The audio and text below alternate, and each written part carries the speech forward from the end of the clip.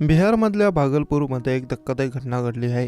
13 August 2024 रोजी भागलपूरच्या police लाईनमध्ये Neetu कुमारीच्या quarter number CB 38 बाहेर प्रचंड गर्दी होती। थोड्याच वेळात पोलीस आले आणि घरात शिरले।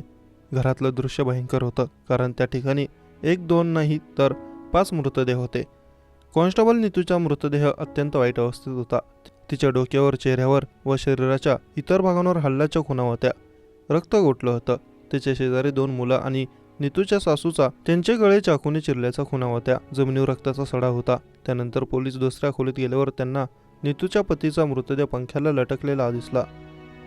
मृतदेहाजवळ एक सुसाईड नोटही होती। ही सुसाईड नोट नीतूच्या पतीने लिहिली होती। नीतूने माझी आई आणि दोन्ही मुलांचे खून केले। यानंतर रागाच्या भरात मी नीतूवर विटेने वार केले आणि नंतर चाकूने भोसकून तिची पण हत्या केली। आता माझं सगळं जग उद्ध्वस्त झाले। मी जगून काय करणार? मीही मरायला जात आहे, असं सुसाईड नोटमध्ये लिहिलं। पोलिसांनी सुसाईड नोट ताब्यात घेतली व सर्व मृतदेह पोस्टमॉर्टमसाठी पाठवले। सुसाईड नोटमुळे स्पष्ट झालं की आधी नीतूने मुलं व सासूची हत्या केली, त्यानंतर नीतूच्या पतीने तिचा खून केला आणि बंक्याला गळफास घेऊन आपली जीवनयात्रा संपवली। या सुसाईड नोटमध्ये कॉन्स्टेबल नीतू कुमारीचे कोणाशी तरी विवाहबाह्य संबंध असल्याचा उल्लेख केला आहे।